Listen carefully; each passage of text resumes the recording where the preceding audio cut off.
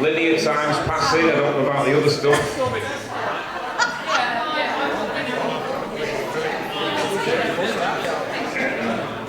Good evening. Welcome to New Horizons. Excellent.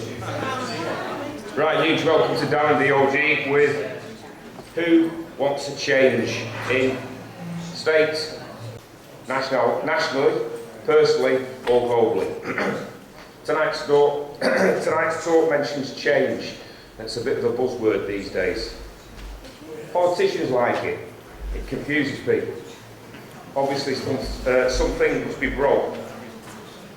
So is constant change better than consistency or steady evolution?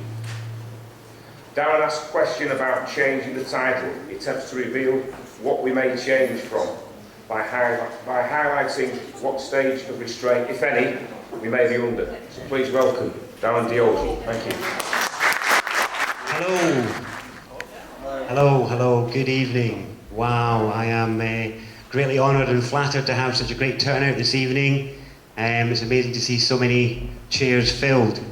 It's funny to do blurbs for stuff when I know that that's rarely what an event is going to be about. And I thought the generic title would be enough to get us started and we could go from there. So I really want to, first of all, just thank you all for your time. We all have very busy lives. We all have lots of choices as to what we can do with our time. So I greatly respect your choice to be here tonight listening to me. So I hope I can make it worth your while. So tonight is about change. That's an interesting word. It's funny how Rob picked up on it as being a bit of a buzzword. I wasn't going to start on change, but maybe I will. So, has anybody here? Well, there's two subjects we're going to really pay attention to tonight.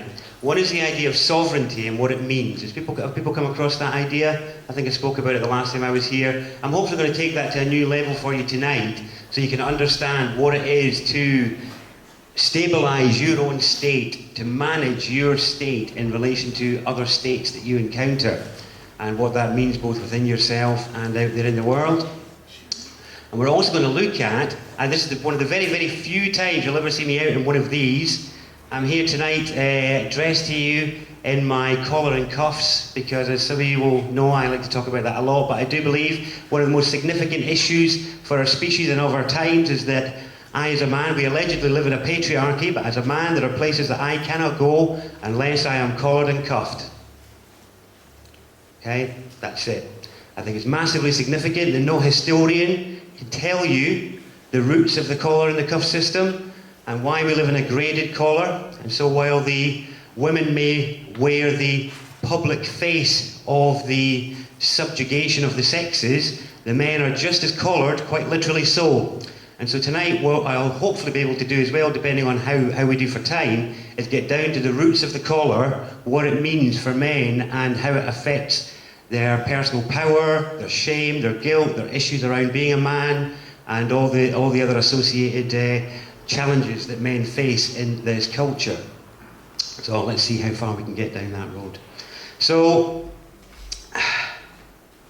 it's always difficult to know where to start with a new group, because I walk into a space and I walk into habit. I walk into your habits of coming here.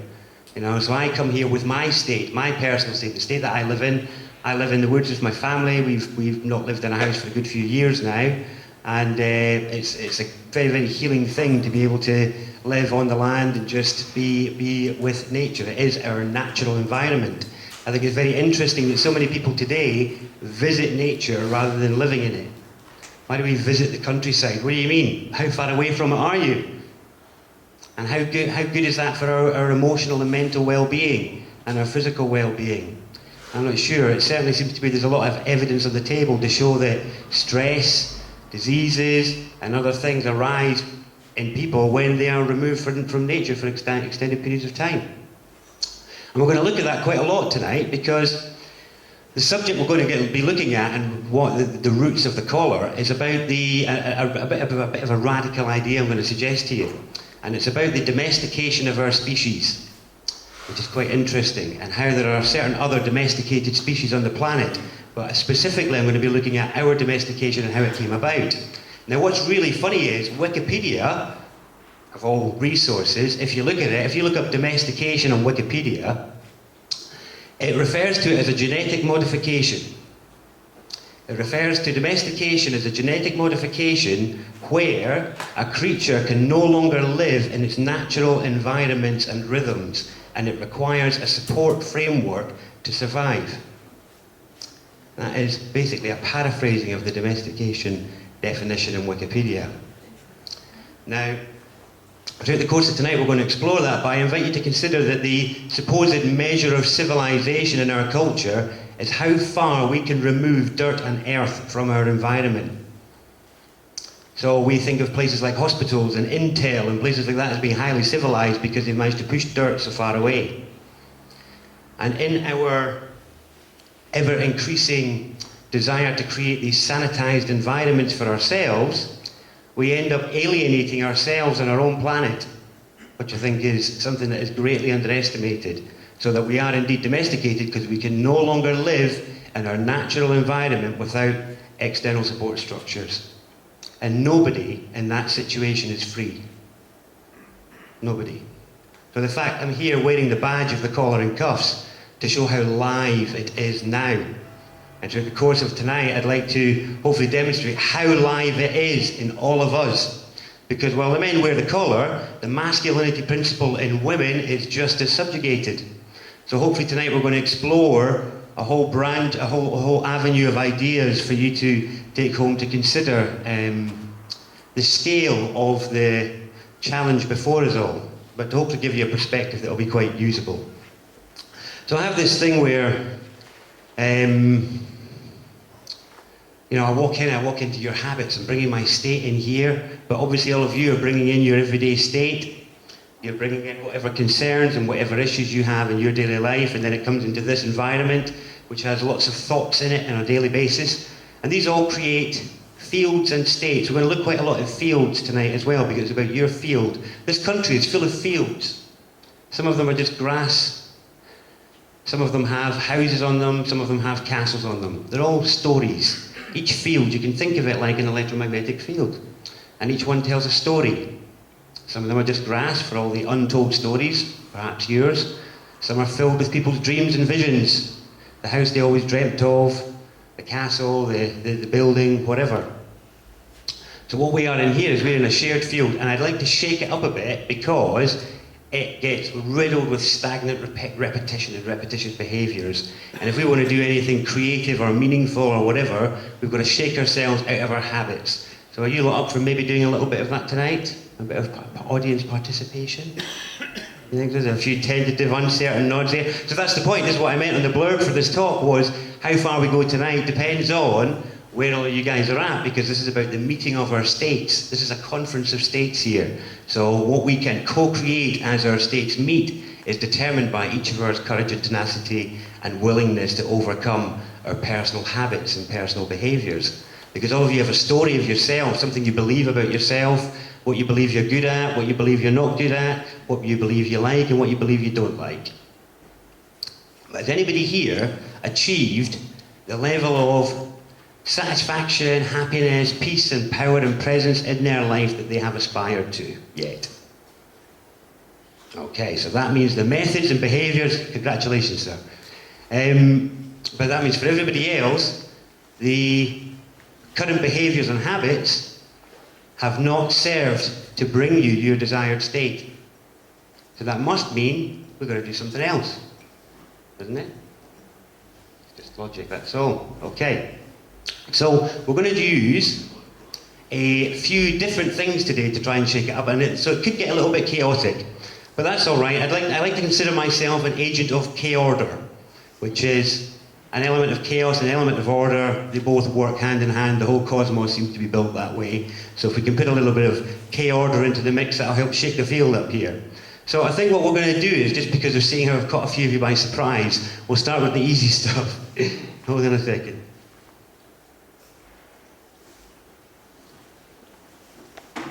Okay.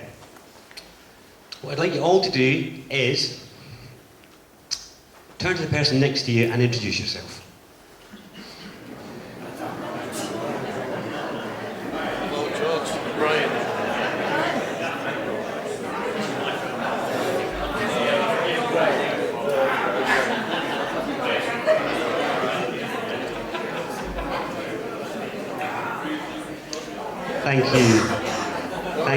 thank you, thank you. Did everybody... Hello, thank you. Excellent. My goodness, you'll take a long time to introduce yourselves. You've got very long names, don't you? They must be Aztec names or something like that. Did everybody notice the change in state in the room when you did that? Okay. Did you feel it? There was a difference. It came alive, didn't it? It was alive. Okay, and it was animated. That was change. Okay, every time you move your hand, you bring change. Every time I move an object, I've changed the world. It'll never be the same again. That is powerful stuff. The belief in the value of your capacity to bring change is probably the most powerful impact of all the conditioning that we'll be looking at tonight. It's to believe that the change that you bring, the very lifting of your hand, is an act of such potential power if you but believe and will it. Because you can change the world with every single thing you do. And you do. But it's your belief about it that makes it either an everyday act or an act of power. So hopefully tonight we'll hopefully imbue a bit of feeling. Because the funny thing is, when you're all sitting here like this, all stoic and arms crossed and sitting there like that, it's not the same state, is it? And the thing is, this is how you're taught to sit at school. Like good boys and girls, quietly, all that sort of stuff, all well behaved. You know, we're rewarded as being the good boy and girl if we're quiet and we sit there through a duration of being spoken to by a teacher for an hour. And so you're all experts at it now. Again, look at the state it creates. So what we're going to do now is we're then going to take it to another sector. We're going to try and create a bit of a resonant field. Are people aware of resonance? You get, from all the speakers you guys have got here, you must know loads about sound.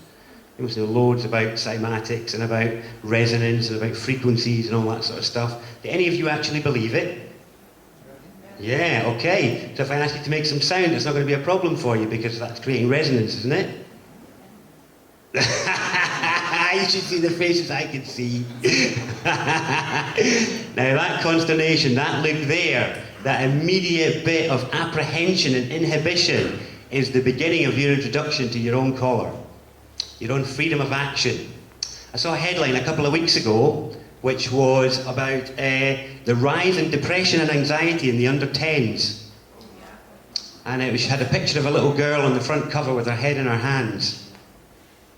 And it touched me, it upset me, because I realised that, because I searched for the answers to myself for these things to see where it's hit me in my life. And I realised it's because there's no play for these kids as they're walking around. I remember I hit a breakthrough point with my child when she was 2, my first one, I'm 2 now. That's why nobody sees me anymore. But with my first one, I hit this breaking point of frustration when I was trying to get her to where we were living in Bodenham before. We had to go up and down the hill for water, so I'd be like, come on, we need to go down the hill, and she'd be wanting to stop and look at the berries and the grass and all this sort of stuff.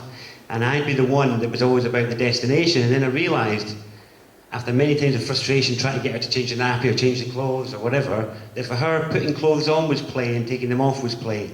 Walking down the hill was play and walking up the hill was play. It was all play. It was an opportunity to sing and dance and play and do what they liked. And I realised that for these kids now, these under-10s, where do they see play?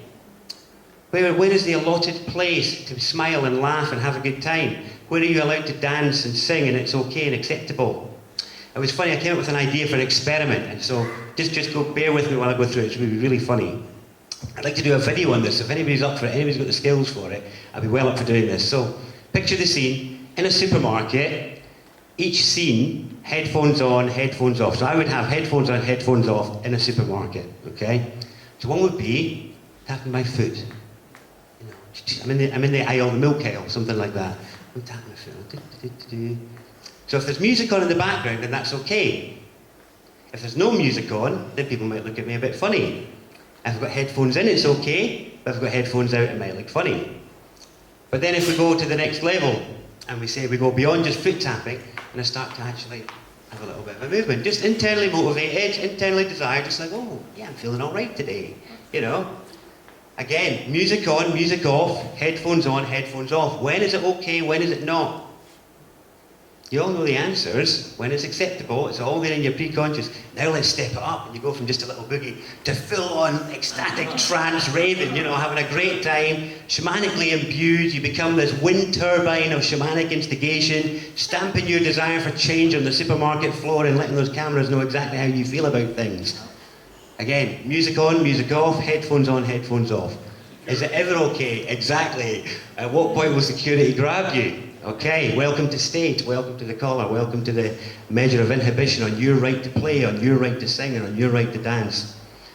And then we wonder why kids are sitting there crying and on drugs, anxious, because their parents are sitting there in consternation, with their faces furrowed in fear and concern about what's happening in the world, that even the children can see that the smiles are fake.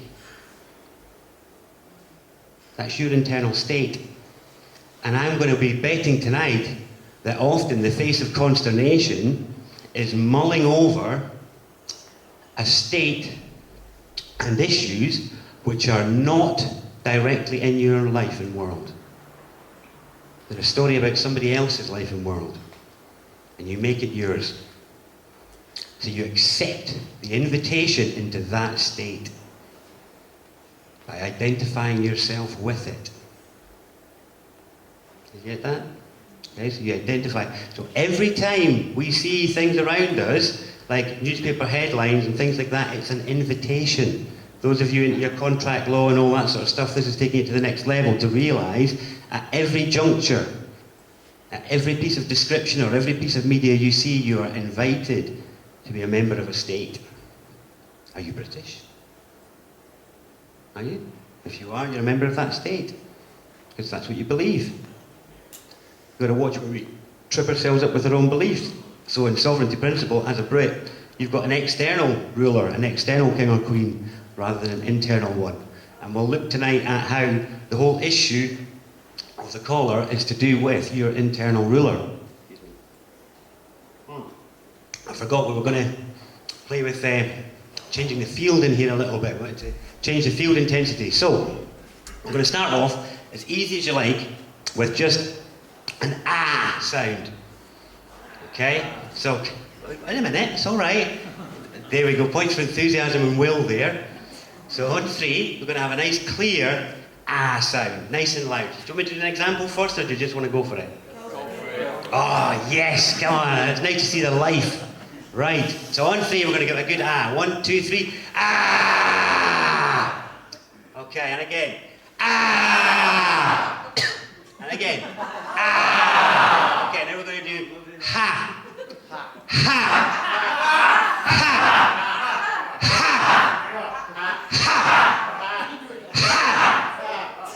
Ha! Okay. Not bad, not bad, not bad, okay. How many people didn't do it? Honestly, it's all right. There's no shame here. There's no shame. There's no guilt, because it's about the issues we all face. Who couldn't do it? Who didn't want to do it? All right, who did it? How many people are lying? But did everybody do it? That wasn't a loud enough ha. Come on, give it a ha. Ha. That's better. And an ah. Ah. Okay. Now let's go for an e. E. Now we're going to extend the e. We're going to make it like a sound, like e, and pause. Pause. Okay, we're starting to create a field in here. Then we start to feel a slight shift in the state. Because the space around you is a substance. Or the way we're taught to look at the world makes us not see it as a substance, but it is. That's what resonates when you make a sound. Every time you make a sound, you change your state. This is what spelling is about. So the whole spelling thing is a higher level of order to your use of sound. Okay, whereas this is what we were doing there, was just basic toning, which is very good because it's pervasive, whereas words and spells are very specific. Whereas when we just tone like that, it's quite pervasive through the body, so it shakes things up. It's a really profound point to realise that, we're here to be in the body. We're here to actually make movement happen here. If we keep everything in our head and beyond it, we just share only on that level, and we don't actually bring the change into the world, then actually it just stays all in the mental arena.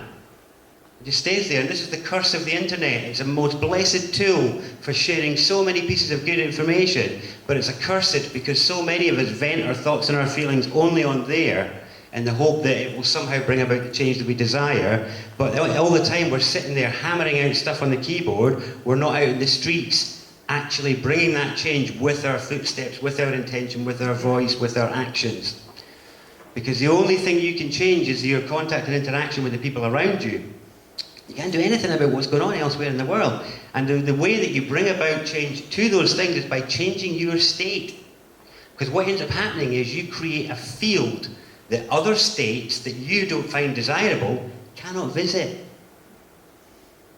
They can't visit it, they can't touch it. They'll literally be bounced off across the street. I've seen it happen. But it is about you understanding what sovereignty is, and that's what we're going to look at as we go through tonight. So that was our first little exercise in shaking up the field. We're going to add to this building up the field as we go through tonight, because it's really important to realise how much power you have over creating a stable state within yourself. But it's all to do with authority, because you don't believe you've got the power to do it. So at the minute, because there's two ways we're measured in life. We're either internally measured and internally validated, or we're measured from outside. And we're conditioned and trained by the education system to be measured by outside, the external authority.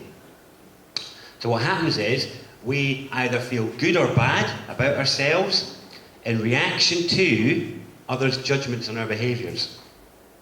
You know what I mean by that? So if we do stuff from our internal motivation, and we allow ourselves to be affected by others' reactions to that, then we're vulnerable in a way. It's all right to take on board people's feedback, but when we allow things to cut to our core, when we hear bits of news and it harrows us, or when we see things that cut us deep, and we cannot maintain a kind of a safe perimeter between our deepest cores of feeling and just bits of news and information, then there's an issue there. Because if we can't maintain our own sense of peace and well-being and power, i.e. an inner sanctum of ourselves that we can return to all the time, which is fundamentally there, then we're not going to actually be able to face the increasing challenges that are facing us in the world, because they're not going to go away, they're not going to get less. We're living in major change times. Change is a buzzword because change is already happening. We're going to look at what the energy of change actually is tonight, because change and state are opposites.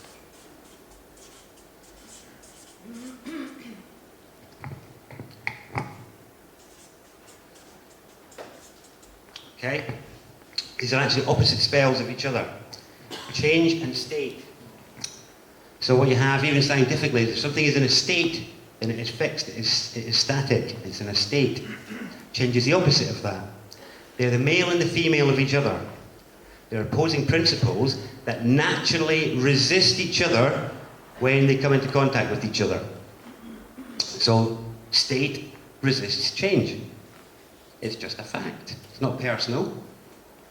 It's not personal to anybody here. It's just a fact. So, similarly, the change energy resists states, but hey, that's just part of the process. The reality is, the universe we live in is dynamically moving between both. It's changing state, changing state, changing state. It's a dynamic process.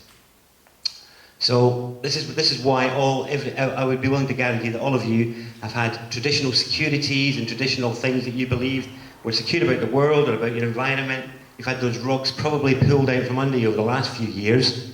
I think most of us are having to learn to live with a sense of insecurity and not knowing. And that's because we've got to learn how to handle the returning energy of change.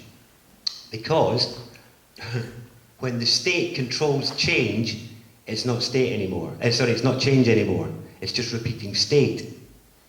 Now here's the interesting thing, because this is to do with the collaring of the men. Because state is female and change is male. I don't mean that in terms of man and woman. All humans have equal amounts of masculine and feminine energy in them. Equal amounts. Does everybody here know that all mammal fetuses are female first? Yeah? All mammal fetuses are female first. So what that means is, neither sex has anything missing. Neither sex has any additional material. It's the same things that are actually just built in different ways as a result of hormones. So we all have both change and state energy within us. So state is your existing habit world and all the things you rely on. Change is the current and the whisper that's arising within and without, based on all the stuff you've been learning in your life. So these are opposites of each other. Now, it gets a bit convoluted here because what we're going to be looking at tonight is an extremely clever system of domestication and control of an extremely intelligent species that has most people duped, really, even still now, the level it operates on. So, if we just go through a little bit about this change in this state energy, because this is related, everybody, to the currency system and the money system. So this is actually also the energy of charge, which we'll get to in a bit, and this is the energy of form. Okay? So, these are two things used by the military. Charge, form. Charge, form. Now, this is a higher level principle than this one we were just looking at, but I needed to mention it because this is what the currency system is about. It's about the managing of current, and it's about the currents of change. Okay, that's why when you go and you spend money, there's a bait and switch spell that happens every single time you spend money. And you go and you buy 15 quid's worth of shopping, and you hand over 20 quid, and they give you the £5 back and say, what? Here's your change. And you think they're talking about the £5. They're not. They're talking about the bag of shopping. Okay, that bag of shopping represents stuff that is in your world that wasn't there 5 minutes ago. That is the change. Okay? The change is what you do with your money. Money is a unit of change. But people treat it like a security. So they feel insecure when they don't have it, and they feel secure when they've got it. But what they don't realise is, when they're holding on to it, they're hoarding all the change. All that charge is sitting there, doing nothing, and everybody on the ground is screaming, change! Where is the energy of that? This is the masculine polarity that is collared to maintain state. So when you want to do things that are acceptable and supportive of state, then you will be supported. When you want to do things that will change state, then you will be abandoned by state. You will be abandoned, and people won't give you their change energy. So money is a unit of currency. Just to talk a little bit, because money is an issue I think that most people I know need to heal their relationship with. Because they have got a wounded relationship with money because of how they judge the guy that prints it. Okay, you've got a wounded relationship with money because of how you judge the guy that prints it. Money itself, most of the people that I know that can bring real change in the world are too afraid to attract the most flexible unit of achieving that, i.e. money, because of their wounded relationship with it. Now the thing is, people have demonized money, but I just want to very quickly go through, if that's all right, quite a profound point about money and change. I've got a little video on YouTube about it, some of you might have seen it, so pardon me if I'm repeating myself. But people think that you can replace money with just bits tokens, or you can replace it with, just barter, or your labour, or something like that. They're not replacements for each other. They are different, well they are, but you can't have one without the other, because there are 4 natural forms of currency. Does everybody want to, are you already doing this? Is this okay? Is it, yeah? Okay. So we'll come back to this. I'll just very quickly do this. So at the top of it, you have the currency system, one of the heads of the beast, if you will. It's all about charge and discharge. That's why you get charged in your bank and you get discharged from bankruptcy and all the rest of it. It's all about charge and discharge, which is all about managing change. So, the 4 forms of currency are labour, barter, credit, and money. There is another that we'll get to in a bit, but these are the 4 main ones that you'll be familiar with. So let's remember that currency is actually about, let me get a different colour pen here.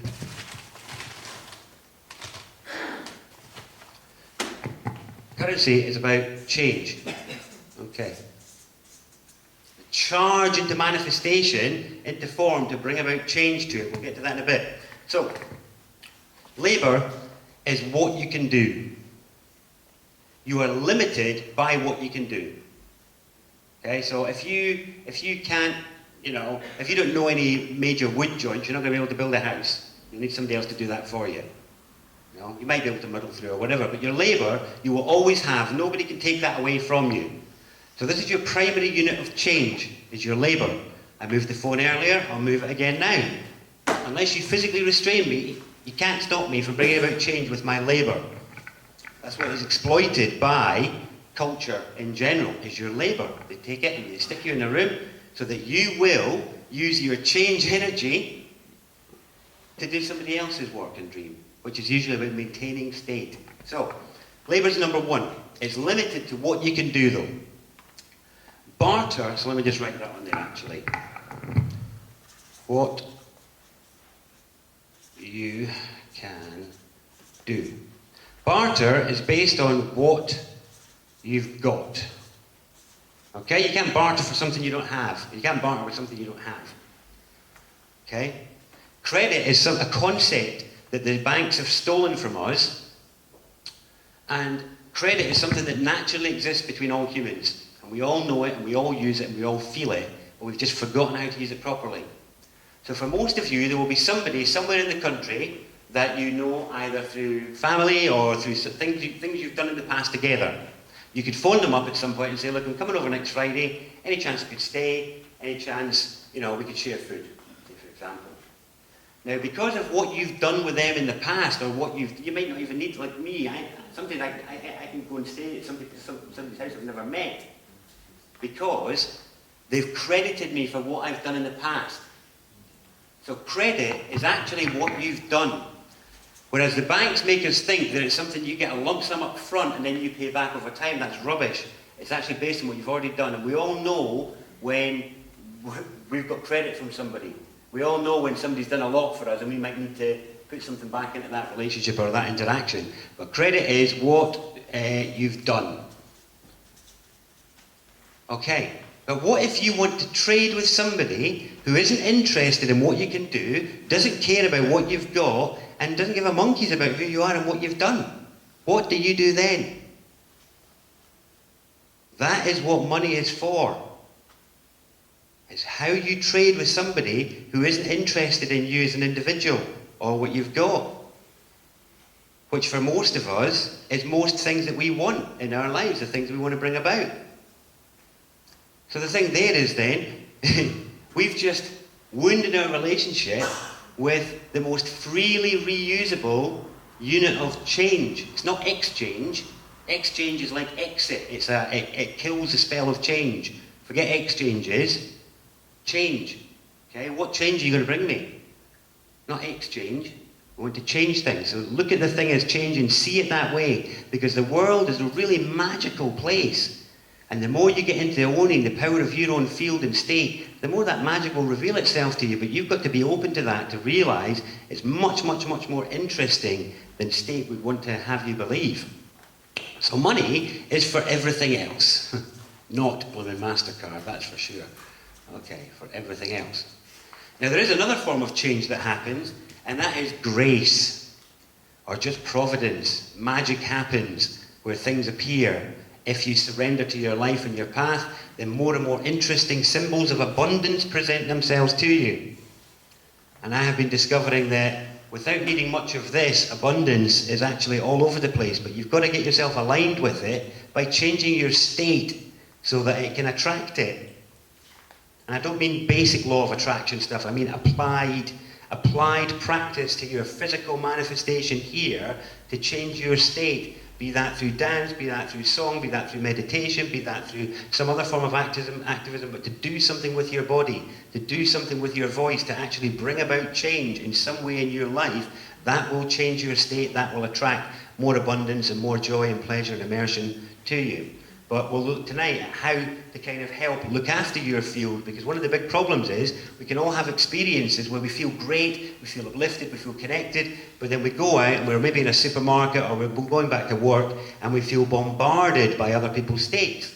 We got bombarded by where they're at and we end up exhausted and fatigued by being exposed to that energy. But that's because we can't maintain our own state. So we'll go back to state in a moment, but just to understand here, to have a look at this, money is greatly underestimated. And the situation we face in the world is greatly underestimated as long as all the units of change are being held by just a few people. And it's not as simple as just changing the unit, because that doesn't, you're talking about a global, universally accepted system of value at the moment. So if you changed it to lets, say for example, would you feel valued and rewarded if you were paid in lets that you could only go and spend in 10 different outlets? Most of you would still want something else, because value and reward are something that are not so easily replaced, for what you've done anyway. So please mull that over and hopefully align yourself to have a better relationship with all of these, so that you can bring about the change you want in your life, using a blend of these four and grace/providence, which needs to go down there in big letters. I don't have a better word for it than grace. It is providence, but it's just magic. I'm just going to call it magic, because it is. Magic. Because it happens and it's there the more you open yourself to it. So we might get onto a little bit of magic later tonight, we might not, it depends. And we'll see how we go for time. So, this, though, the harnessing of the currency system is directly related to the collaring of the men, and it's directly related to another issue that faces us in our thinking. Because we've been given a set of tools for thinking with that actually aren't ours. Excuse me. So what it's done is it's created a disembodied mind in each of us. Have you ever heard the concept that the personality is a reflection of the soul or the higher self? Have you had that idea? Well, I realised that it's not a reflection. It's that it is a reflecting entity, in that it can only reflect upon what has been or what may come. But it is never in the now. It's the thing which judges you, which calls you you. So how do you speak? Do you speak to yourself as you? If you're giving yourself into trouble for something, do you say you to yourself? Do you say, you're so daft, why did you do that? Have you ever done that? Why don't we say, I'm so daft, why did I do that? You see the difference? When you refer to yourself as you, you've created a disembodied aspect of self, because it's referring to you as another party. It's quite mind-bending, because most of our minds are actually a bit bent. That's why they don't work fully for us. And this is what we're going to look at a little bit tonight. So, this is, form, charge, state and change. So we're in the period of massive changing state. But one of the things affecting your ability to own your change in your sovereign state is your ability to protect your borders, i.e. the border of your personal state when it interfaces with other states, which is every other human being you encounter or any environment you find yourself in. And this boils down to the shape of your mind. Okay, so I want to ask you, what were you taught? What were the basic shapes you were taught at school? Square, circle, triangle. Square, circle, triangle. Okay, thank you. Right. Was anybody not taught that? I was. Okay. So this is what you get in state education. And only one of those shapes is a basic shape. Which one is it? Circle. So you all already know the answer.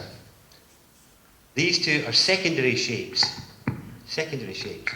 They're made up of one of the basic shapes, What is the basic shape they're made up of? Line. A line. They're made up of lines.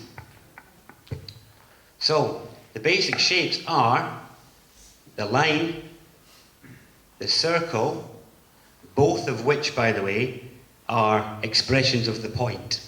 So when we talk about the point, it's because everything is about the whole point, if you know what I mean. It's a good play to play with, the point. So, what is the point of it all? So, the line and the circle are the age-old symbols of the male and the female. Our whole computing system is based on them. You know, we're based on lines and circles. Okay, these go way, way back, lines and circles, basic shapes, male and female. When they exist together as an energy, because this is just a representation of something, it's a representation of something that's real. So the thing that's real is that there is a gender energy that makes some mammals masculine or male and some feminine, or female. That is real, this is just a representation of that. When they operate together in balance, you have something which is neither a line or a circle. You have a spiral. Okay? And we live in a spiral galaxy. There are spirals everywhere in this planetary sphere. You've got spiral cloud formations, spiral water patterns, spiral flower structures, spiral shells on snails, spiral trilobite, what do they call them? Fossils, all over the place. It's a spiral. So, the male and the female energy exists in balance everywhere in this galaxy, pretty much, except in our species. And it's to do with collaring of the men, the harnessing of the change energy and putting it all into a currency system, the obfuscation of your education of the line, plus some other stuff we're going to get onto, because as we add the layers to this, the level this is being played at is absolutely monumental. So you're not going to talk about the line is really interesting because everything that you're all doing in your awakening, if you want to call it that, is learning to draw lines again. You're learning to draw lines between what you will and you won't accept. You're learning to use the mind for its correct purpose, which is discrimination. And you've been taught by culture that discrimination is a bad thing. That's rubbish. The mind is for discriminating. That's its purpose, is to determine what you align and ally yourself with and what you don't. It's how you form your alliances and how you create distance between things that you don't want to have near you is by drawing healthy lines, which is all about boundaries and space. So you're all learning to draw lines. It doesn't matter what field it's in. So it's very tentative, it's very vulnerable, it's very fragile. This is the line energy. But here's the interesting thing. What is the tool that you would use to draw a line the best? And a ruler. Okay. So the reason you don't get taught about the line is because it's about your ruler, which is the thing which sets the measure. The ruler is what we use to measure things, and it's what we use to draw lines. And your internal ruler is broken as a child, so that you don't listen to it and you don't think it's got value. And so the validation is sought from outside. When we don't get validated from outside, we feel unworthy, unvaluable, not worth enough, not wanted, not needed. And so we then set up a whole series of shutdowns inside ourselves. We create a whole bunch of shutdowns so that the incredibly tenacious, courageous, vibrant child that stamped its feet quite courageously on this planet is a bit like Sleeping Beauty or Rapunzel. It's gone off to sleep somewhere, or it's locked itself in an ivory tower, waiting for you to go back to rescue it if you can, as the conquering woodsman, as it were, which is what this line energy is about. This line energy, so this actually, here we have, these are two energies, which are actually, one of them you're familiar with, the other one you're not so familiar with. This is the one that you hear about all the time, okay? And it is the shape of being. Being. So when you're told to just be yourself, that's when you're to be in your feminine. That is the accepting part of self. That's the part which is open and receptive. So basically, the feminine part of self, that's why we're all female first, by the way, is because actually we all have to be born in a state of receptivity. So actually, the feminine, we maybe get onto that, we might not. But the whole point is that being comes first. Okay, and that is that We arrive and on the planet and we don't know what's going on, and we just have to accept the penetrations of the world, as it were. And basically, what happens is, after a period of digestion, and we have accepted the perfection of the now without any choice, either viewing it as perfect or not, we have to have accepted it. Then we decide what change we want. Okay, so we can all do that. We can sit and tune in and go, oh yeah, I can taste the perfection of the now, it's all beautiful right now. But then immediately after that, you could say, well, it would be nice if this was different, or if that was different, or if that was better, or if all these people weren't dying, or if all this torture wasn't happening, or if all this sex attack wasn't happening, all that sort of stuff. That's the change I would like to see. So that's not so perfect then, is it? So dropping into being is all well and good, that's all right, that gives us respite. But then we have to bring change. That is our coming. That is the masculine. Some people call it doing, but to desexualize it means we misunderstand the fundamental role of gender in all of these energies. We might get onto that tonight. If not, I've got a book coming out later in the year about it. But the point is, you don't be yourself, you become yourself. It's a being and coming process. There's two of them. So being is when you're accepting, coming is when you're changing. It's a state of arrival. I asked you earlier, does anybody feel like they're fully here? Only one individual said yes. That means you're not here yet, you're still coming. You're still arriving. You haven't penetrated the egg of your mother yet. You haven't fully picked apart the fruits that it has to yield for you. And you may have given up thinking there wasn't any more to be found, but I guarantee you there is. It's a pretty complex egg. There's a lot of goodies in there. But it's all about understanding how, the plight that we're actually in, because none of you had an easy ride of it, because you were born into a domesticated, broken species that had been cowed many, many years before your arrival, and you were given a broken thinking framework to play with and conceptualize with. So this is at the level of shape, but this extends. All shapes then become characters. And actually what you have is, this is how we then, again, this is about our spelling and spells and how we think. So we use the alphabet, which is just shapes, to build words, to express ourselves, our greatest ideas, our greatest concepts, all built out of what I'm going to suggest to you tonight is actually a broken system. Well, it's not broken, it's manipulated so that you can't reap the full fruits of it. And one of the fundamental points that hits us all culturally is here, in the collaring, in the butchering of your internal ruler. So when we talk about the sovereignty movement, what is happening is, it's about learning to set the internal measure again. Learning to listen, to be internally validated, internally motivated, without needing, I have this thing, a poem I wrote the other day was very much about, do you need a project to hide yourself in? Do you need a t-shirt to explain yourself? Do you need a song to hide your singing in, or music on to hide your dance in? Because this is all about your sovereignty. If you want to get up right now and dance out of this hall, that's absolutely fine by me, because that would be an expression of you following your own ruler. Whereas those of you that are bored and might be thinking, oh, why hasn't he stopped yet? Isn't it tea break or something like that? Not acting on that is perhaps the opposite. Not acting on your ruler in a way. Afraid of what other people might think. Because this is the big inhibition I think we've got. How do we normally do it, by the way? Do you normally have tea break? Yeah. What time is it now? It's about 2 minutes off. There we go, that was good. I felt it there, that was it. It was in the field, it was in the field. Okay, so what we're going to do is, I think, before we break up, I'd like to reinforce this field a little bit more.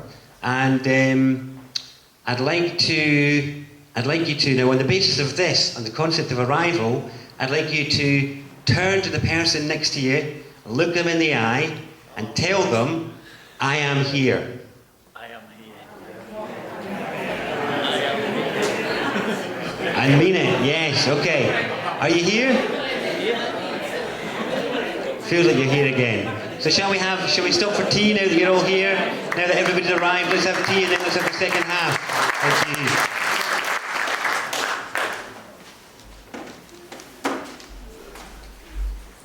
Thank you. Thank you very much.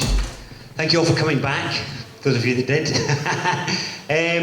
Everybody feel refreshed? Okay. Right, so I'm thinking we should do something to the field in here again. Shouldn't we just bring it back together again? So, should we do... You want to do them, do you? Oh, we've got a call from the outside there, that was it. A voice, I'm hearing voices. Brilliant, okay. It's been declared, let's have some arms in. So should we do a few? Is everybody all right with that? Okay, so 3 breaths and then we'll just go.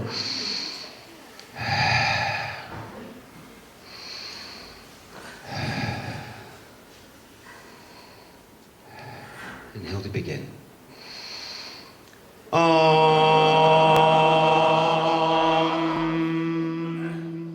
And pause. I felt so good, I could have got you all doing that a bit more. Did you feel that? Was that all right? There's a lot of life in the room there. Or was it only me that felt that? Everybody feel a bit of life there? Hey, okay. Now I'm going to make you all sit back down again. How boring. Oh, it's like shaking off the 3 o'clock slump. Except it's almost 10 o'clock. You're all doing really well. It's all these bright lights as well. They really affect it. So, really easy way to change internal state, really, isn't it? All we did was stamp our feet a little bit. There was no gravity there, was there? It didn't make it important, wasn't making it special, wasn't making it different. You know, that's the thing. We create these boundaries in our lives. We say, well, I can't do anything spiritual until 7 o'clock on a Tuesday evening. You know, and, you know, I can't divulge my true beliefs to the people I work with. That's for Saturday at 2 o'clock.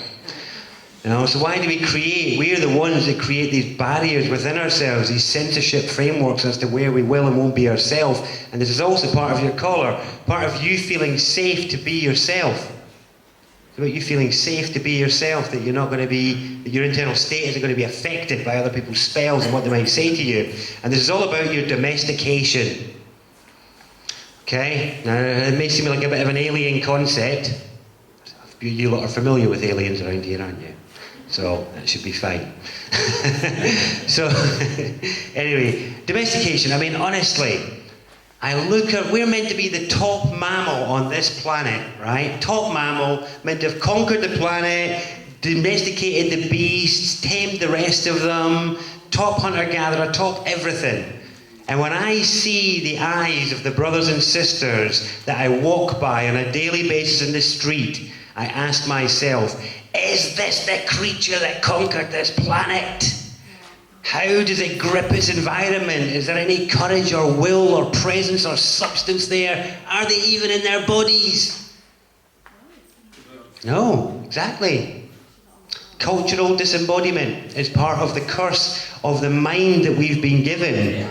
Is one of the things that it does. We'll get onto the source of that tonight. But I ask you to imagine you look at, and if you've ever caught the eye of a bird of prey, or a rabbit, or a deer. Now, a wild animal grips its environment with something, a presence and a substance and a prescience that none of the domesticated animals have. You can't hold the eye of a bird of prey, but a horse or a cow will hold eye contact with you. There's something about some of the most courageous, fiery, most spirited mammals on this planet are all the domesticated ones. How did that happen? What does that mean? It's been addressed by a number of people, but nobody completely, really. And I'm not proposing I can do it completely this evening, but we'll certainly do a little bit of a look at it. So what's really bizarre is, again, in Wikipedia, I don't trust it necessarily as a resource, but I find it interesting because it's obviously very public domain. Talks about domestication, as I said, as a genetic modification. It says it is different from taming, when you tame an animal, because taming is the management of flight response. So all you do when you tame a creature is you make it less susceptible to bolt when you come close. A tamed animal is one which could bolt, but if you're going gently enough, it might let you stroke his back. So a tamed creature doesn't make it domesticated. Wikipedia then goes into a really bizarre, I think anyway, kind of attempt to reverse understand the domestication process without clearly in my opinion, understanding it at all. Because it tries to say things like, you know, you need to do things like, so that it suggests that a gazelle is not a good candidate for domestication because it will jump fences. So it's not going to be good to try to domesticate a gazelle. And it then goes on to talk about other animals and gives 6 different reasons that make an animal suitable for domestication. But it doesn't explain how the moment from wild to domestic takes place. What is that thing? Where does that fire go? Where is it? What's happened to it? So it doesn't affect all the creatures, only some of them. And they're pretty significant animals. I mean, a cow is a big animal. It's a big land animal. A horse, a big, spirited land animal. We live next to quite a few at the minute, and they're big. You know, humans are pretty big as well, and pretty complicated. Now, what's interesting is that the whole domestication thing. So I suggest in some of the men, this year I'm focusing on men's work, by the way. In Suffolk, we're going to be running some men's events about the uncollaring and a rewilding in a way, which is about helping guys deal with male issues that we'll talk about in a bit. But that's really my focus for the year. But it's primarily because I think it's a massive issue. It's to do with, obviously, the line from a mental point of view, but just in terms of the what community is crying out for, what family is crying out for, what all this is crying out for is you know, where have all the men gone? And it's like, I remind you all that there are places that I cannot go as a man unless I am collared and cuffed. You know, that is monumentally significant. Yes? Just as a consequence, I was just doing some reading from gangs and gun culture and identity. And I was just wondering, what I'm beginning to get convinced of is that the lack of acceptable rites of passage. There's none of that anymore. Do you think that's, because you're saying you're doing a men's... Yeah. I've been reading up on something called the Band of Brothers. Yeah, I know the Band of Brothers. Yeah. Yeah, I know the guys that run it, yeah. Did you? Yeah, well, I know them, yeah, down in Brighton, yeah. Cracking. Yeah. I think there should be a sorority system. Yeah, no, there should be, absolutely. Yeah. Absolutely. Gender-based support is something that's greatly lacking because of making it a social taboo. You know, the very fact of social taboo is one of the big issues here, yes. Where can you not go without being collared and cuffed? There's certain clubs and places and hotels that won't let me in unless I'm wearing a shirt and I'm collared and cuffed. So I was refused to go anywhere that won't let me dress in black things. Quite right. I'm not saying I want to go to those places, but what I'm saying is there's places that won't welcome me unless I'm collared and cuffed, and they all seem to be establishments that fit the criteria I was talking about earlier, which is they like to push the dirt far from their door, you know, they want to consider themselves civilised and all that sort of stuff. It's all a strange measure of graded corridors of tolerance. So yeah, it's fine for us to walk down the streets in East Port Talbot, but if we want to get into certain places in the City of London or something like that, they turn us away at the door. Not that I want to get into those places, but it's just a case in point. That's what I've always thought. Why would I want to go to those places? Well, yeah. Now, the thing, this, I'm just trying to think, yeah, rites of passage is a difficult one. And it's because, like, so in this instance here, I think the time for group rites of passage is over, in my opinion. And I'll tell you why right now. Because the rites of passage for a female are fixed. Okay? Because you're either a mother or you're not. That's it. You know, you're either a mother or you're not. You've either gone through the initiation of childbirth or you haven't. It's that simple. It's not that one is better than the other, but that is about a rite of passage. It's very fixed, it's very specific. Men's rites of passage are different because this is about this. It's getting a bit into the subject of gender. I didn't really want to do it too much tonight, but it is obviously relevant. Gender is a massive cultural crisis that we're in, as far as I'm concerned, to do with the balance of these energies within us. And the issue with the rite of passage for men is that we are all born in being, so we're all born as the beers. Now the thing is, this coming energy is about. So let's take it to the level of conception, okay? So conception is a mental concept that actually uses gender-based terminology. It uses sexual terminology. We talk about conception, to share a concept with somebody, to plant the seed of a new idea. And to the energy of gender and sex and sexuality at the physical base level is the lowest correspondence of the higher energies of transmission and reception, of penetration and conception, of the transfer of ideas and how it happens well. By making sexuality taboo and making the men and the women unable to relate healthily to each other and unable to accept their sexual fires and cultivate a healthy expression of them, by keeping that all in disarray, it means that you can never master the higher correspondences of gender because you can't master the lower ones.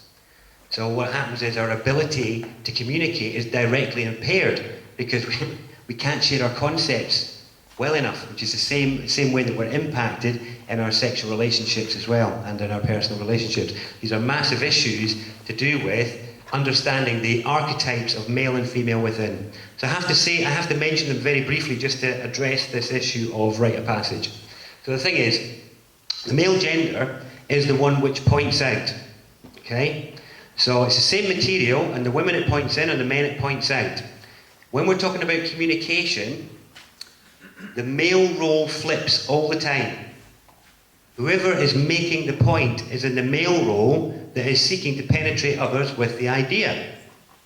So that changes all the time. At the minute, I'm making the point. So for healthy communication to take place, you have to be open and receptive to that. I have to be able to carefully steer the spells that I'm weaving here to try to align with you so that you can get my point.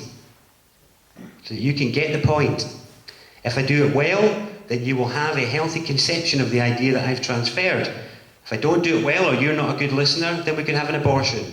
We can have a deformed concept, a deformed idea. If I don't wait to see if you're interested, then I can mentally rape you by just bombarding you with my ideas without giving a monkey's as to whether you're interested or not. And that's going on all the time out there. What you generally have is very, very few people are actually in the feminine of openness and receptivity to what others are saying. Everybody just wants to make their point. I want to make my point. I want to make my point. I want to make my point. It's part of an imbalance in this line-making capacity that we've got, is that we're all sitting there trying to make our points. So, what happens in gender is relative. That's why that flips all the time, because we have both in us. So when you have children growing up, male and female children are both feminine, because they're not making any points. They're not pointing anything out to anybody. They have to be open and receptive to the penetrations of the world, to their parents, to the authorities around them, and then they conceive with what has been put into them. And at the minute, we've got a whole bunch of under 10s who are depressed and anxious, apparently, because of how the ideas are being presented to them. So what happens is, a woman doesn't have to flip her gender. She goes through the rite of passage of femalehood, and she becomes the mother. And that's the name of the male archetype in women, because the mother is always making the points to the child. The mother is always the one that's going out and hunting and gathering and bringing back the new material for the child to conceive with. The mother is the one that's looking and creating a healthy protective boundary, drawing healthy lines of safety for the child. Both mother and father do this, but the reason I'm mentioning it is so that you can understand the masculine archetype in women. The feminine archetype in men is called the boy, because we were all boys first. It's the boy that is reliable and trustworthy. It's the boy that men fall back on when they can't face the challenges of their gender. And so they will engage in the habits of the boy because it's trustworthy and reliable. Now what happens in relationships is that if the man is not in his gender, then the woman cannot help it, she will mother him. It is not behavioural, it is not chakric, it is none of that, it is pure gender energy. And it is to do with the ebb and flow and of how these things happen between the sexes. So what ends up happening, the thing about that is, most people here will have had an experience of that, I'd be willing to guarantee. And it's very, very important to realise that that's not necessarily a bad thing, because the man will be in his boy at times. It's about understanding how to keep it in balance, how to move it forward, how to keep it progressive, so that women can feel well met by a man, as well as, and not necessarily having just a whole bunch of kids around her. And this is one of the issues that men then have to face, is that they have this hyper strong maternal archetype, that keeps all men feeling like naughty boys a lot of the time, or being ashamed for their desires, ashamed for their interests, and guilty for having the urges that they do, when really they don't actually have a choice about it, because it's about the pressing urge of change that's coming into the planet is bursting through the men. You know, it's absolutely bursting to arrive here, and we have made no healthy place for it. The coming of man is not welcome around here. Now what happens is men have to flip their gender. Women don't flip their gender. Women go through the natural passage of childbirth to become mother, but a man has to choose the time that he will come. A man must choose his rite of passage. Suggested. Yeah, absolutely. Yeah. Suggestive of as much as you wanted to be suggestive of. But a man absolutely must choose, because he is in his being digesting, taking, accepting, digesting, processing, taking in. This is the masculine in the women as well. You're taking in, you're digesting, you're accepting from the world, you're conceiving with all the information that's been put into you. But then when are you going to come? When are you going to make that change? When are you going to implement it? That's the ongoing change of arrival, basically. So when the boy becomes a man. So I think the issue of cultural rites of passage fit in a time gone by, but I think the time for them is past now. I think it is about individual initiation, individual courage and individual action. Creating spaces for people to make an informed individual choice. I'm all up for supporting that, but I'm not up for group rites of passage anymore in that respect. Because I don't think you can do it arbitrarily like that. So it's still a bit of a digression there on the key point, but hey. I did make an interesting point though, where just to help show how, because obviously we talked there about the physical manifestation aspect of gender as well, is that this is where, so the female is actually born with all of her eggs. So that's why she's born with state, she's born with being in her, whereas a man makes new sperm every day. So the change, the new energy, the change energy comes through the man. The charge comes through the man, that's why he has the charge in the way that he does. And it's to help bring change to the form and state. That's why in the sexual act, when sperm meets an egg, the egg changes and becomes a child.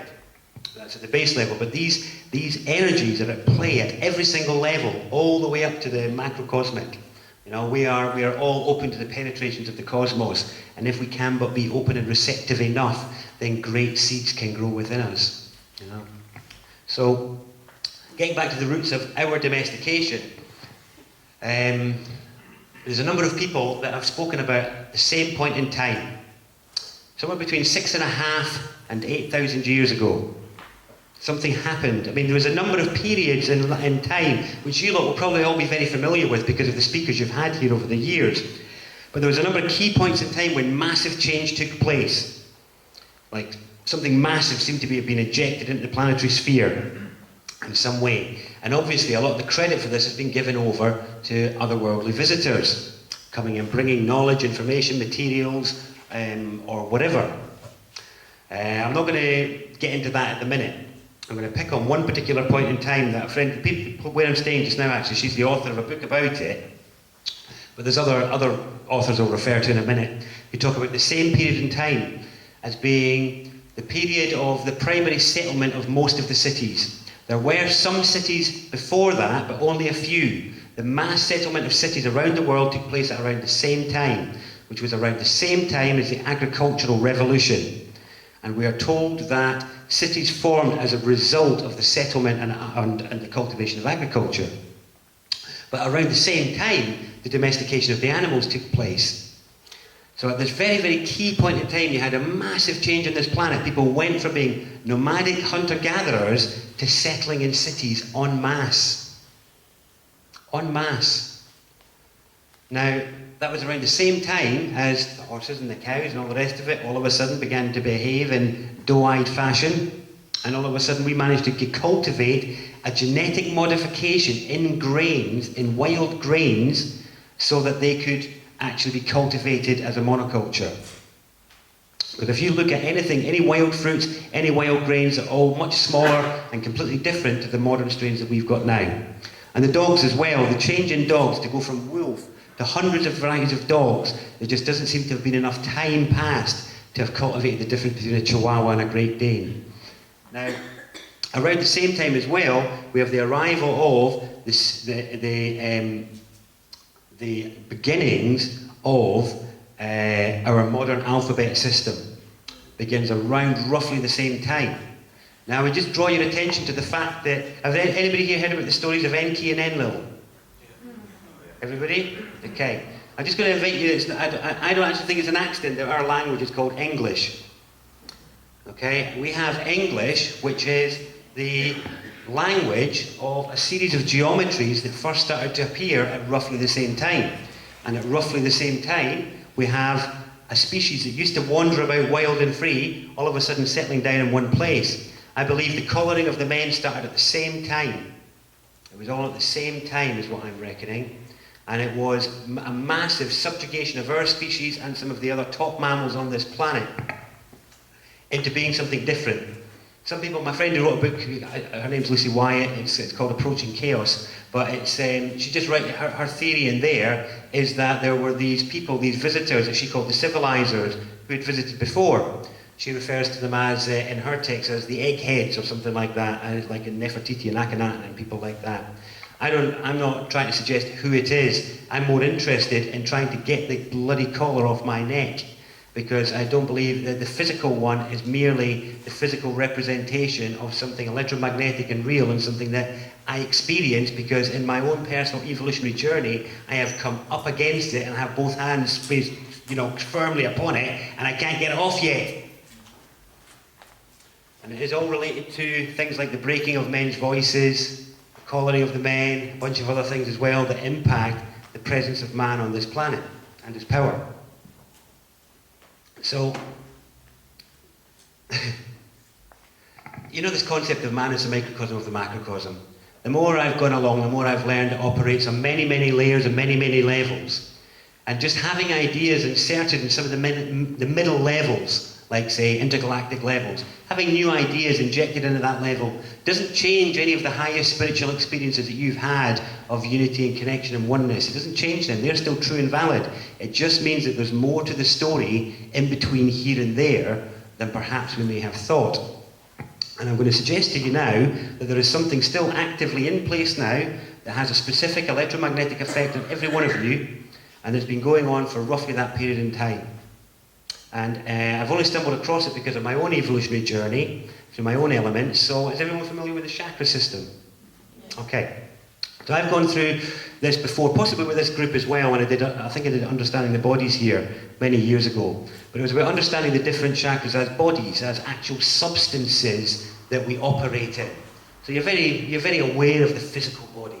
The physical body's here, you know what it is to reach out and pick a cup up and all the rest of it. It's a substance of itself. But the second center, or the second body, the emotional body, has a very watery nature. The limbs of its feeling are very different from what it is to pick a glass up, or to touch your leg. What it is to feel happy or sad is very different, isn't it? It's not the same.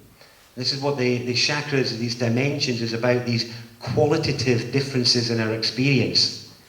And what it is to think, to think about politics, existentialism, beliefs.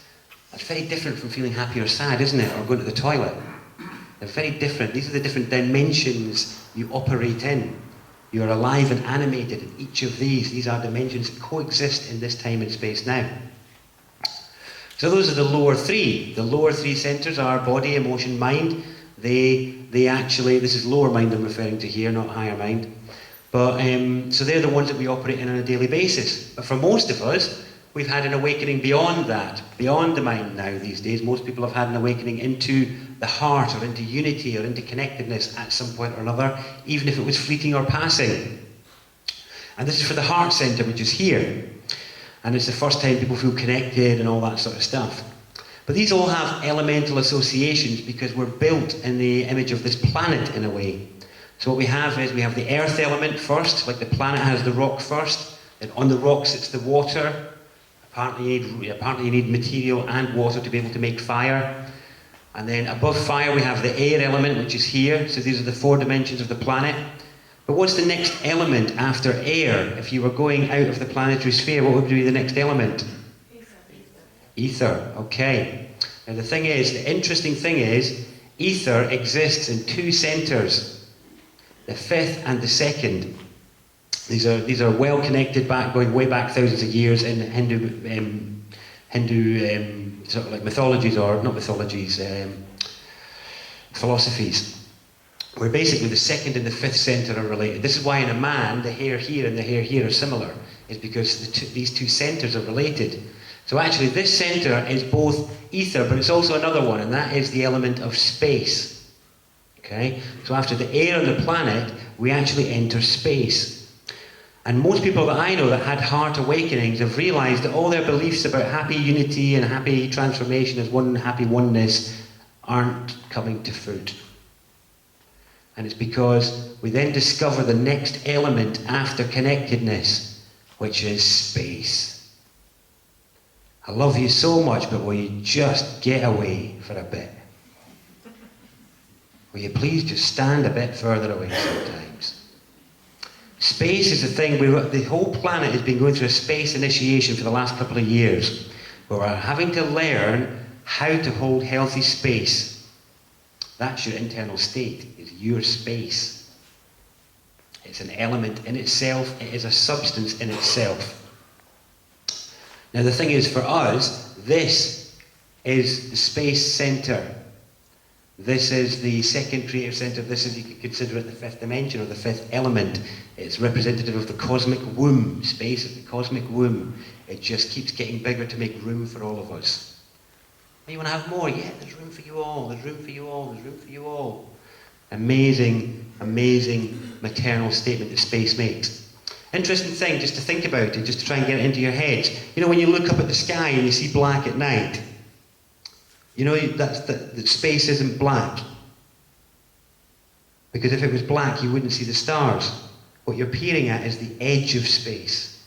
You're looking through space to the edge of it when you see the black. So it's the black of the void at the edge of space. But space itself is just see-through. It's an interesting thing to mull over, to realise the substance of space. Yes? At the edge of space, can that not be penetrated by light? Is it the edge of space? I would, in my personal theory, I think that's the edge of the void. That's the abyss side of it. Yeah. Which is okay, because we tap things from there. The pressure of the unmanifest comes exactly from there. This is one of the aspects of the male energy. This is where it comes from. It comes from the void. It comes from the unmanifest. But anyway, the point is, the really interesting thing here is that when we look at the fifth centre, which is the seat of the word, which is actually the final leap before we hit the temple, which isn't called the temple for no reason, the final body, the final one, is the one where the collar is. It's the one where the collar is, and actually, what do we call this? No, what's this called? Adam's apple. Adam's apple, stuck in our throat even now, breaking our voice. The Adam's apple is a manifestation of the thyroid, which is responsible for metabolism, growth, longevity, amongst other things.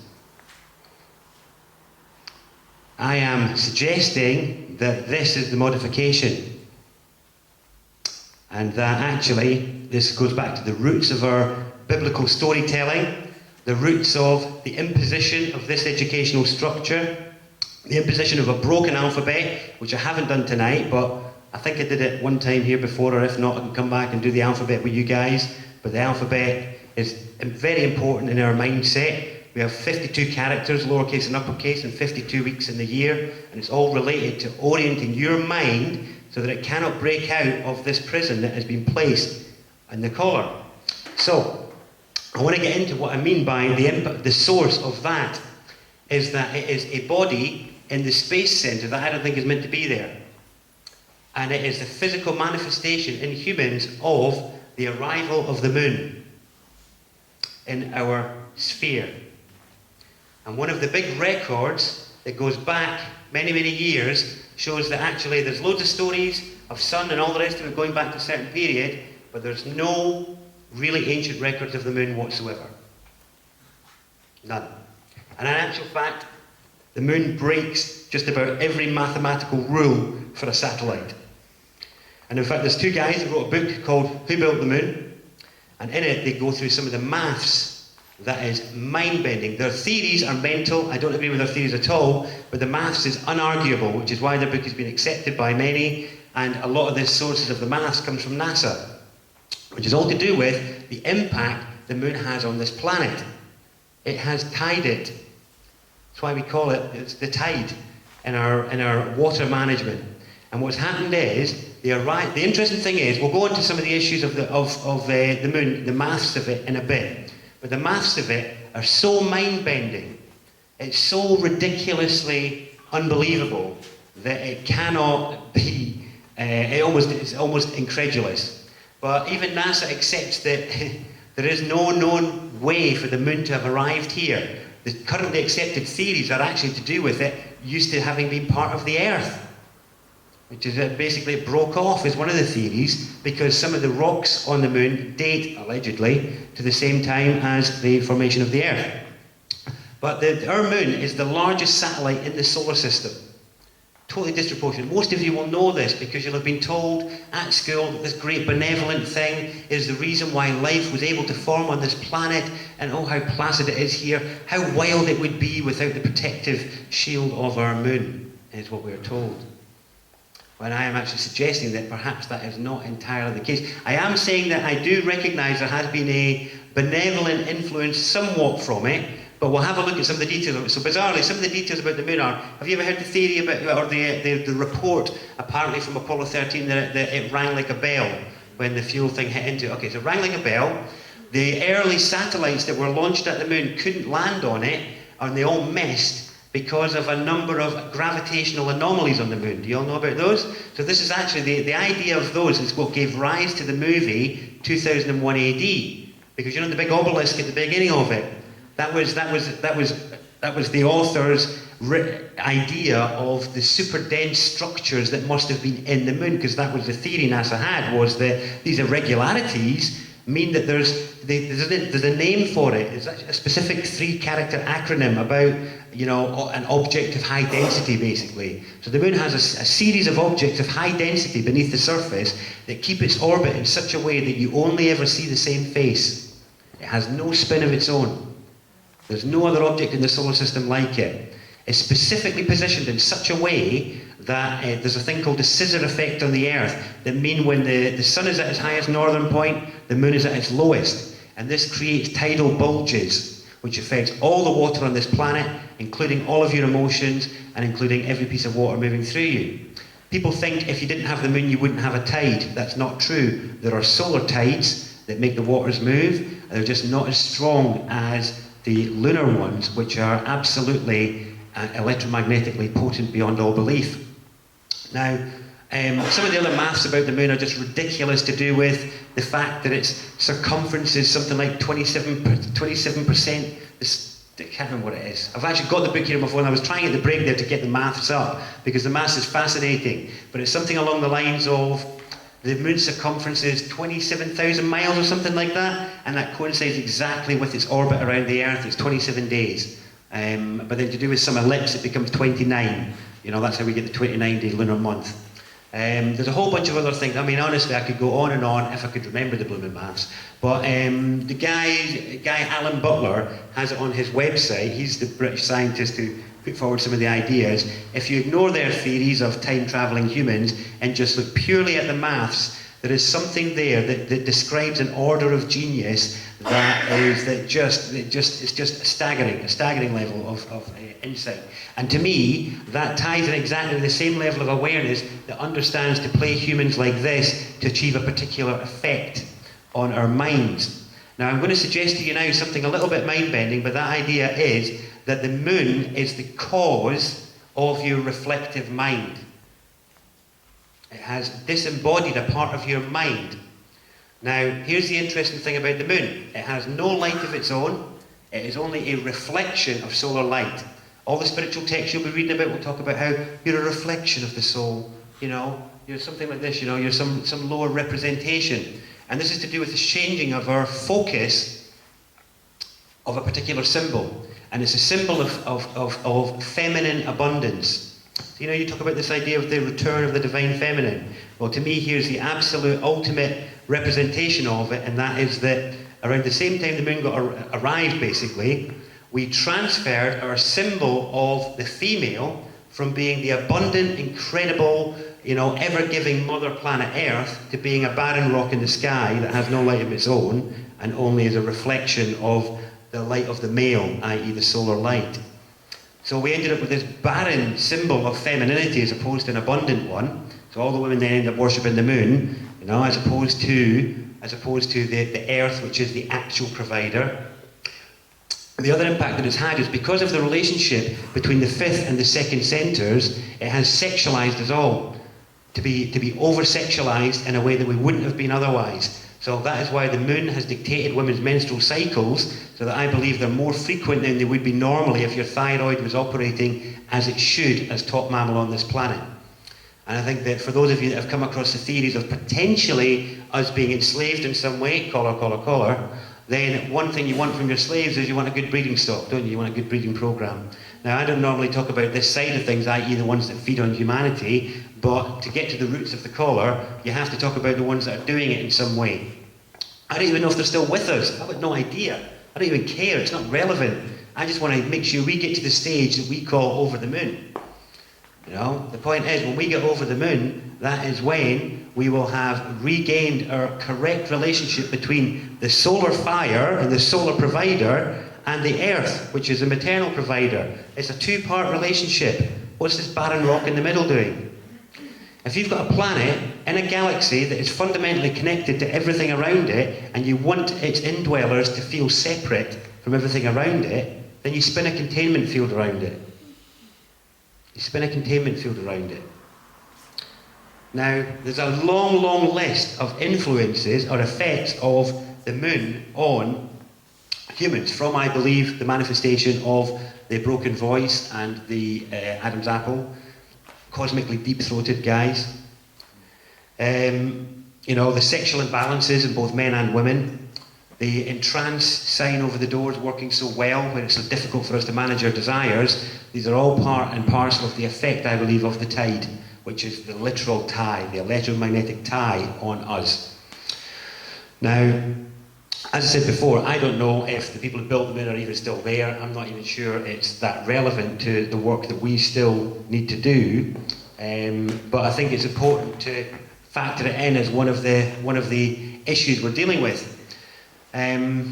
This idea of the moon being responsible for the reflective mind is quite difficult to get the head around. But I just invite you, when you're thinking, to start to affirm to yourself in some way that you are nullifying the impact of the moon. Now, here's I really wasn't sure whether I wanted to talk about this to you guys tonight at all. I've never spoken about it to anybody yet at all. You're the first group to hear it. It was quite funny that when I came across it as an individual in a species that is struggling from within to emerge into my own power and presence, I stumbled across the collar. I then went to look for the source of the collar. I arrived at the conclusion of the moon. I then started to look at moon being an object, all the rest of it, and then I found out that loads of people are talking about it. David Icke's been going on about it for a couple of years. I don't agree with I don't agree with anybody else's theories about what the moon is, other than the fact that it is an artificial insertion. But what I'd invite you to consider is that there are multiple people around the world who have arrived at the same conclusion independently from their own channels without consulting each other, and they're saying the same thing. So you've got David Icke from whatever sources he's got. You've got a couple called Juliet and Jiva Carter who do the template ceremonies. I don't know if you know those guys. They do the really advanced geometries. It's pretty good stuff. They're over in Bali now, but they have been writing about the moon for a little bit. Alice Bailey, back in the 1920s, was writing about the problems of the moon scheme and how the moon arrived here sometime. I think they put down like 10,000 years or something, which could be similar because there's no real old records, like I said. All these people are talking about the issues of the moon. Then you've got another branch of people all talking about problems with a particular period in time. 6.5 to 10,000 years ago, you've got Dieter Doom saying that was the beginning of the rise of male dominant hierarchy. That was, you also had, what's her name, Chalice and the Blade, whoever wrote about it, right, anyway, somebody Eisler, Rianne Eisler, I think her name is, Chalice and the Blade. Marshall Rosenberg with his nonviolent communication, he was talking about that being the beginning of the violence culture. So there's quite a number of them all coming at this from different positions, not consulting with each other at all, saying that similar things all happened at roughly the same time. So if you look at the list, from the domestication of the animals, the arrival of monoculture agriculture, the settlement of the cities en masse, I'm suggesting the injection of the collar system, the adoption of a broken basic shape system, so we're not in the natural shape rhythm anymore, we're in artificial shapes. These are natural shapes, you'll find them everywhere in nature. You can correlate lines, circles and spirals all over the place. The mind can be present in the now with these shapes. It can only be reflective with these. So, the level that's being played at is just an incredible change in such a short period of time. And when you add to that the idea, anyway, that was actually the beginning of the male domination hierarchy. It hasn't been going on for longer, like a lot of people would suggest. I think it was Rianne Eisler is suggesting in her work that the reason people are suggesting a sort of male domination had been going on for longer is because they're looking at the evidence through culturally coloured eyes. So because we live in a culture that seems, male dominant, when we look at evidence in the past, we assume it's always been that way, when actually it doesn't seem to have been that way at all. And I'm suggesting that it's come from this arrival of this mad moon object. And I don't really know where you go from there. By the time you've said that, yes. Some shamans also say that the moon, there was a time for the moon as well. I wouldn't mind speaking to you about that afterwards, because I'm trying to tally up all the resources that I can find. There's a Kurdish song and lullaby that they sing to their kids saying, oh moon, where is your home? And it's apparently thousands of years old. The oldest records of the moon go back to only about 6,000 odd years ago. There's a epitaph of two Chinese astronomers, and their epitaph is, here lie Ho and Hai, who were executed for they could not see the eclipse, though it occurred at midday. And I find it quite interesting that in our culture, eclipses aren't really that bizarre, are they? There's two every year. We've all seen eclipses. It's like maybe exciting when you're a kid, or exciting if it's going to be a full one, but otherwise, okay, eclipse, pretty cool. It's okay, but it's not the end of the world. And yet, why is it we have some kind of cultural mythology that points to a time when the first eclipses were this thing of, we've got these images of Aztecs falling at their feet because somebody came along and said their god could darken the sky at midday. So that would only be impressive if it had never happened before. And then it would be impressive, wouldn't it? If it had never happened before and somebody blocked the sun at midday, you'd be like, I'm listening to you. Yeah, you have got something to say. So there's a lot of things which tie together, and I've only just started to piece together some of this evidence. So like I said, I'd be really interested to hear what you're saying about what records there are there. There's also some cave drawings and other things that are alleged to refer to the moon or to lunar cycles, but in actual fact, they can refer to other things like seasons and break parts in the year. One of the other things I think that actually says, because I actually think I know we live in what seems like a male-dominant hierarchy, but I do actually think we live in a matriarchal system, because we live in a state. That's why we call it the nanny state. If the state uses all the change energy to repeat itself, then it's become a state. It's not change anymore. It's moved from the masculine to the feminine at that point. And there's a number of indicators that show a reference to that matriarchal hidden thing at the back. One thing is the dominance of the lunar calendar over the solar calendar. So we have this thing where actually it's moon cycles that are tracked rather than sun cycles per se. And there's often other resonances to the moon, mainly because of the impacts of the tide, but it just shows how powerful it actually is. There's a really interesting thing in this country, one of the bellies of the beast itself, that's to do with our new year. So our new year is now January the 1st, but it wasn't always. Does anybody know when it was? It wasn't the 1st, but it was almost the 1st. It's actually, we still actually have somebody celebrates the new year at what used to be the real new year. No, it's all the financial institutions. The 5th. So basically, it never used to be that. Basically, this is to do with a switchover from the Julian to the Gregorian calendar. And what is interesting is that New Year used to fall on a day called Ladies' Day. Ladies' Day. And all the financial institutions still reset their New Year on Ladies' Day. Nobody else does. Now it used to be before, it used to be the 25th of March, that's right. But what happened was, on the move from the Julian to the Gregorian calendar, they lost 11 days. Because they had to choose a point to reset. So it moved from the 25th of March to the 5th of April. But then, because of the leap year system not working, they were meant to change the day one day every 4 years, but they just stopped after 1800. So basically that was why it just stopped at the 6th of April. But it is still Ladies' Day. Now here's an interesting thing. Let's talk about the barren symbol of fertility again. So the barren symbol of fertility that is the moon, totally barren rock, lifeless rock, right? What kind of a symbol of femininity is that? Who wants to be associated with that? Okay, so let's look at that. So we've got that barren association there, but then look at who claimed the new year. So New Year, falling on Ladies' Day, 25th of March, which is springtime. You've got abundance and life bursting forth all over the place. When is our New Year? Midwinter. All the energy's dormant and dead and all the rest of it. Terrible time of year to celebrate change and hope and prosperity for the future. And let's have a look at the world. Look around at the world. Who are the institutions that are thriving? Is it the ones that are celebrating their new year in the barren dark of midwinter? Or is it the ones that are celebrating in the burst of spring? I think we should make all of them have the new year in midwinter, and we'll reclaim the April time. But it's interesting that it is Ladies' Day, which refers to a feminine archetype principle, not a masculine one. And what's interesting is that, and I'm not saying either or, I don't think we're emerging from matriarchy or patriarchy. I think we need to get rid of all of our gender judgment and blame and guilt altogether, because otherwise we're never going to get out of this mess. But it's good to throw these things in there to show that it's not all one-sided. So the whole Ladies' Day thing is just another thing to add into the pot of consideration, really, more than anything else. So let me just check the time here. Right, so I realise that we are running out of time. I don't really know where I need to go with you after, I mean, what do you say after that, you know? The moon is the source of the collar. How we get rid of it and what we do about it, I really don't know, but I do know that some of the work I've been doing about embodiment, because one of the issues is it's about overcoming the curse of the mind. You've got somebody coming next week talking about Toltecs, aren't they?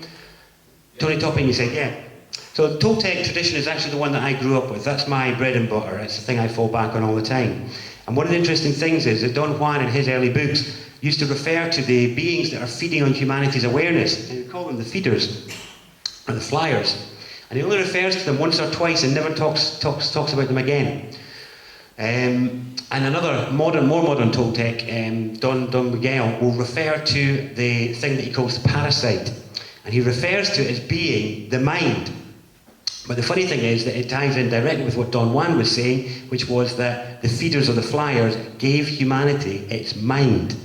And this is what I'm trying to suggest to you tonight, is that the level at which we are being preyed upon isn't one that I could have covered tonight as well as what we've already covered. That would be the subject of another day. But to do with your ebb and flow of energy within yourself, when you feel vital and when you feel drained, I do actually believe that some of that is actually being farmed and preyed upon. And that there are things that need to be done within us to maintain an internal state of integrity so that we have a strong enough field to handle what is coming. Because I don't think, there's a song by a band called Spongle that I love, that there's only a few words in it, and the lyrics are, there is no safety in numbers. And that's just it. Throughout it all, it just keeps coming back. There's no safety in numbers. There's no safety in numbers. It doesn't matter where you are, or how you're living, or any of that. What matters is your internal state. I've shared, there's different examples. It's such a difficult thing to give examples of, because it's about the magic of the now, the magic of your world, and the magic of your life, and seeing if you can claim that and own that.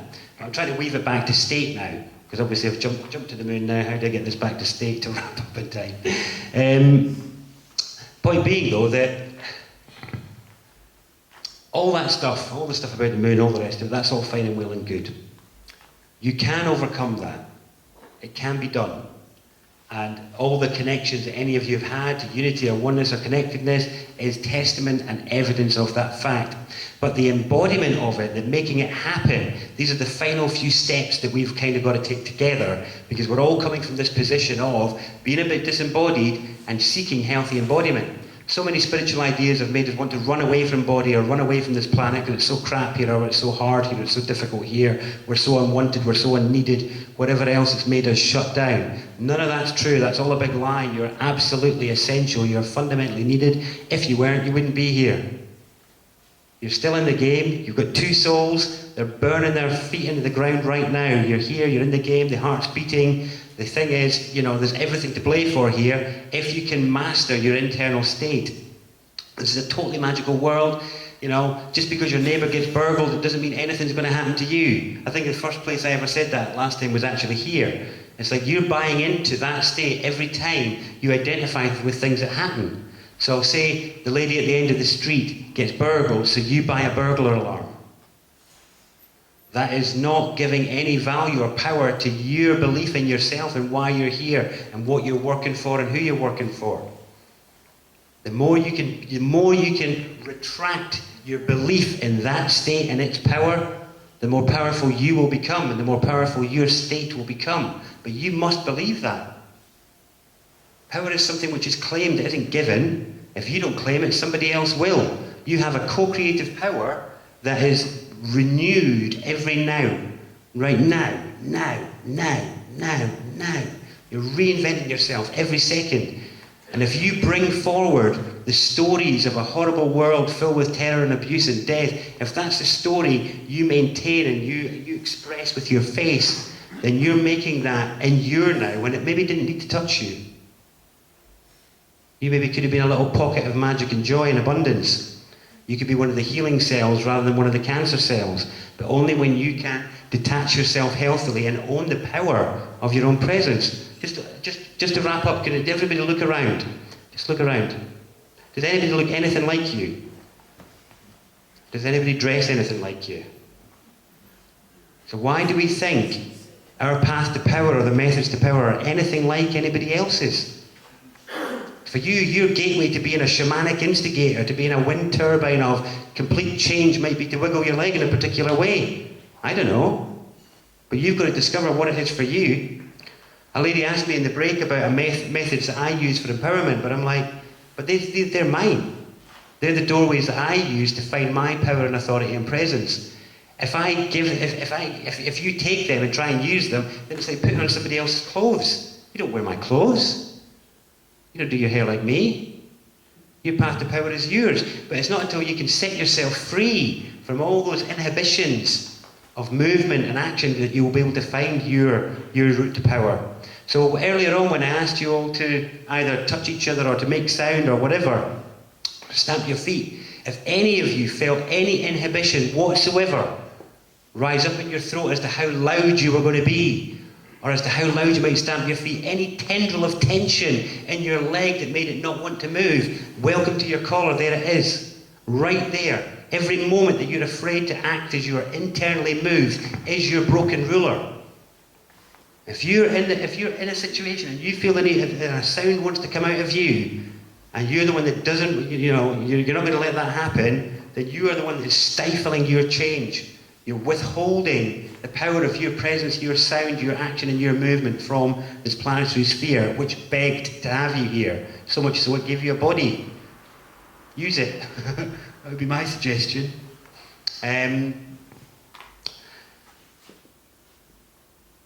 So you have, it's difficult really, because it's like, well, how do you find situations? But just to wrap up, wherever possible, wherever you find yourself up against your old habits, please try something different.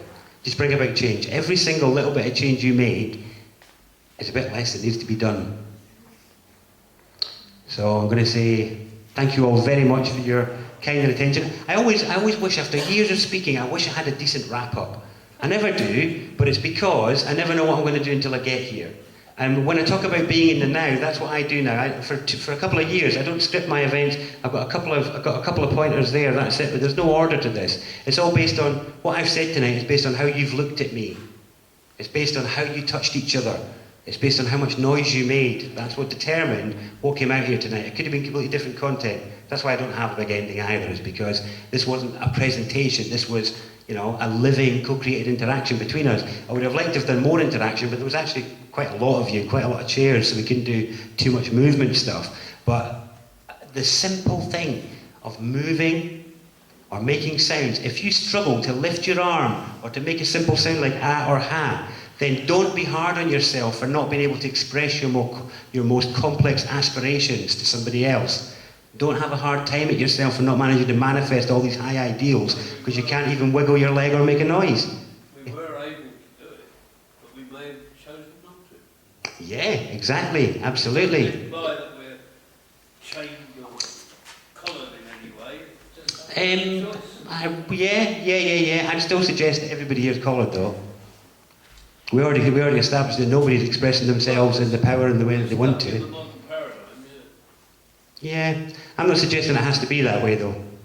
The things I'm suggesting here tonight is about the more you can get into your state and own it, the more that other state will not be able to touch you. Perhaps we don't want to get on people's ticks. Perhaps Yeah. I make a choice not to dance about in the supermarket because I don't make noise anymore. Yeah, so you're externally deciding something before you felt the internal motivation to move. What I'm talking about is if you feel the internal motivation to move and you still don't, then you've copped out. If you don't feel the motivation, then fine, don't do it. The point is when that's external measure. Oh, I don't want to upset him over there, so I'm just going to coyly go over here and just do this. That's why we're a defeated species. There's a guy who wrote a book called When I Say No, I Feel Guilty. And it was a book about assertiveness by a chap who was training the Peace Corps in Vietnam in the 60s. And he couldn't believe it. He was writing about contracts before anybody else. He was saying there to these American peace grads, where is the contract you signed that said when somebody asked you your name, you would answer them? Where is the contract that you signed that said when somebody asks you a question, you will answer it? And he said at the beginning of that book, the most terrible thing, the most horrifying thing that could happen to a species was that it becomes domesticated, where its offspring are born with their spirits broken. They can never even get a foothold in the world before the very parents and friends and loved ones around them break their spirit, break that ruler for them. And his fear in that book in the 60s was that humanity was within a hair's breadth of domestication. And I would suggest it's even less than that now. It's less, it's thinner than a hair, thinner than a hair. So let's not let that apply to any of us. And I accept what you're saying, Albert, you know, not everybody feels motivated to move. Perhaps that's somebody's instruction, but the suggestion was to participate in changing the field and changing the state. Okay, that was the invitation. So the invitation out there is to change the field and to change the state. I could choose to sit and have a pint, or watch the telly, just watch, watch something else. It's my choice, isn't it? I'm just being myself. But if that's the case, then change will not come. Because we'll all be sitting there doing the same thing. It's about understanding the power that you actually have. So yeah, thank you again.